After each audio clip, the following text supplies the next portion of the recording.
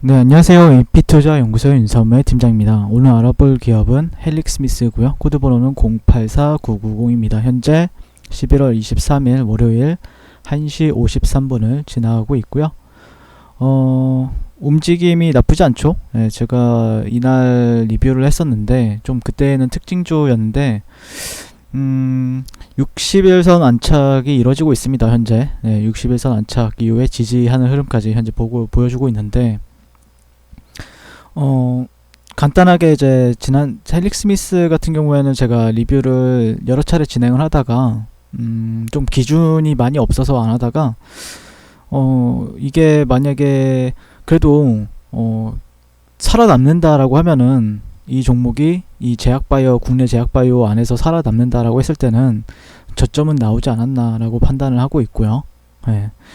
그래서 조금 기대하는 부분도 있고 걱정되는 부분도 있는데 그럼에도 불구하고 현재 주가 흐름은 나쁘진 않다라고 생각을 하고 있습니다. 간단하게 이 기업에 대해서 말씀을 드리게 되면요, 뭐 처음 보신 분들도 계실지 모르겠어요. 일단 헬릭스미스 같은 경우에는 1996년 서울대학교 학내 벤처로 이제 설립이 되었고요. 2005년도에 이제 우리나라 최초로 기술 특례 상장 제도로 이제 코스닥에 입성을 한 기업입니다. 그래서 현재 플라스미드 DNA 플랫폼을 기반으로 유전자 치료제를 개발 중에 있고요. 플라스미드에 이제 도입한 후에 우리 몸에 이제 주입하게 되면 도입된 유전자로부터 단백질이 발현되는 원리를 이용하고 있습니다.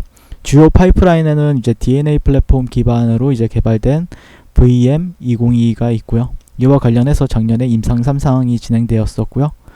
다만 좀 시장 기대치에 충족시키지 못하면서 기업 가치에 대한 기간 조정과 그 다음에 이제 가격 조정을 동시에 받는 흐름을 보였다라고 볼 수 있겠습니다. 다만 이 조정 같은 경우에는 개인적으로는 뭐 특별히 문제가 되지 않는 한 저점은 나왔다라고 생각을 개인적으로는 하고 있는데, 제가 뭐 판단한다라고 해서 그게 다 맞다라고 얘기를 드릴 수는 없지만 주가에 대한 모멘텀이나 아니면은 차트상의 위치에서는 저점은 개인적으로는 나왔다라고 판단을 하고 있어요. 그래서 그거를 이제 지난 시간에는 어떤 흐름에 있어서 이제 말씀을 드렸던 부분이 있었는데 그 부분도 다시 한번 짚고 넘어가게 될 것 같고요. 오늘 상당히 헬릭스미스가 요즘에 다시 이슈가 상당히 많이 나오고 있어요. 뉴스도 상당히 많이 나오고 있고, 오늘 나온 뉴스 한 2시간 전에 나왔던 뉴스는 아데노 부속 바이러스 생산 능력을 갖추면서 유전자 치료제 엔젠시스 임상의 속도를 낼 수 있게 되었다라는 얘기가 나왔습니다. 그래서 생산에 필요한 각종 기술 개발을 마치고 생산 기술 플랫폼을 구축을 했다. 그리고 그걸 오늘 밝혔죠. 그래서 아데노 부속 바이러스 같은 경우에는 유전자를 안정적으로 긴 시간 발현하는 데 필요한 유전자 전달체 팩터로 사람 세포나 곤충 세포에서 만들어진다, 이렇게 얘기하고 있고요. 여러 가지 이슈가 있는데 간단하게만 한번 또 얘기를 하게 되면은, 최근에는 이제 유전자 치료제 전달체 생산 기술 플랫폼을 또 구축을 했다. 아까랑 비슷한 얘기를 하고 있는 거죠. 이런 뉴스가 나왔었고, 방금 전에는 이 뉴스에 기반을 해서 여러분들께 말씀을 드리는 내용이다. 다만 이제 유증 뒤에 지배력, 지분율이 5%로 떨어졌다라고 합니다. 근데 이 문제 같은 경우는 상당히 어려운 부분이기 때문에 제가 뭐 이거에 대해서는 분석하기에는 좀 까다로운 것 같아요. 그리고 헬릭스미스 주주분들께서도 이제 기존에 들고 계신 분들이 저보다 훨씬 더 잘 알기 때문에, 다만 이런 거는 좀 아쉽죠. 향후 2년간 유증하지 않겠다라고 약속을 깨고 9월 17일날 이 하락이 나오게 된 이유였죠. 유증이 상당히, 저도 그때 당시에 유증이 나온 뒤에 이제 리뷰를 진행을 했었는데, 사실상 유증이 나오기 전에 리뷰를 했었어요. 근데 그때 당시에 아무리 봐도 이제 매수각이 안 나오는 거예요, 이게. 그런데 이제 그 이후에 유증이 바로 나오고 장 끝나고 나왔었죠. 상당히 저도 충격을 먹었던, 유증 자체도 그렇게 좋지도 않았고요. 하지만 최근에는 뭐 이제 자회사 그런 유증으로 모은 돈 가지고 이제 CMO 사업을 본격화한다. 실질적으로 사업 보고서만 보더라도 이제 CMO 사업에 대해서 얘기가 나오고 있죠.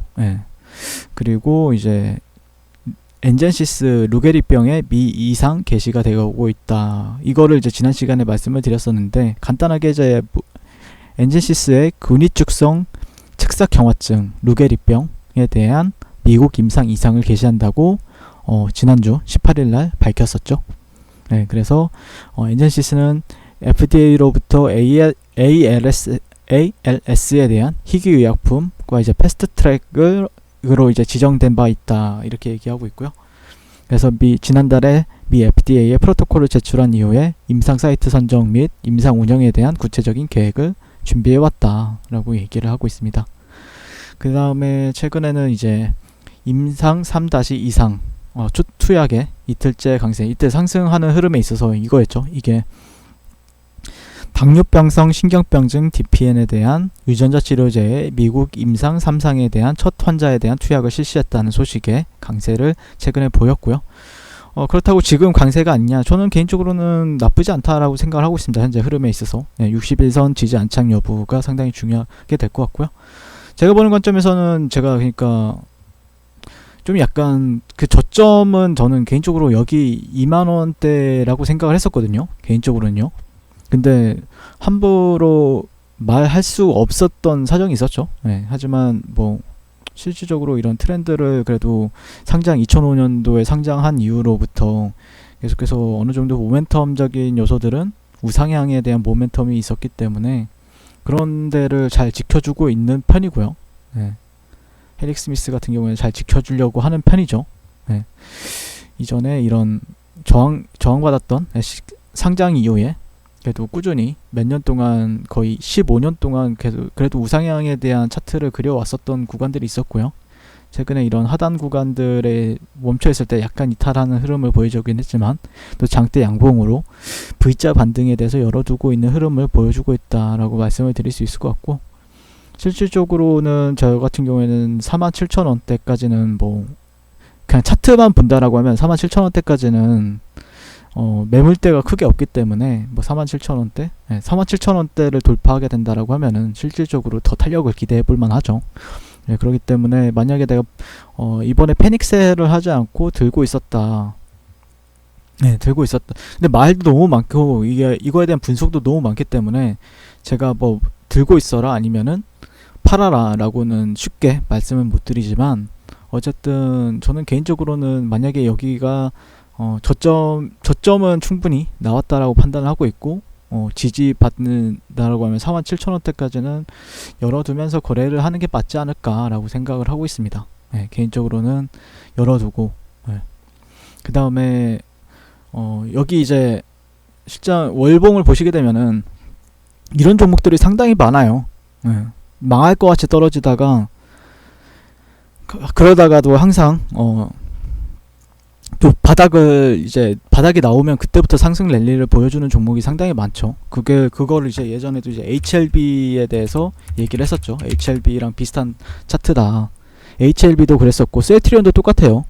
국내에서 탑이라고 하는 종목들의 흐름을 보면은 어느 정도의 바닥을 다지는 흐름에 있어서 주가가 잘 움직여주죠. 그런 바닥이 나왔다라고 볼 수 있는 가격대를 터치하게 되면은 잘 움직여주는 흐름을 보여주고 있기 때문에 HLB도 보시게 되면은 이런 식으로 저항을 받았던 자리들 그리고 지지를 받았던 자리들에서는 반등을 잘 해주니까 단기간 내 크게 상승해주는 흐름을 보였죠.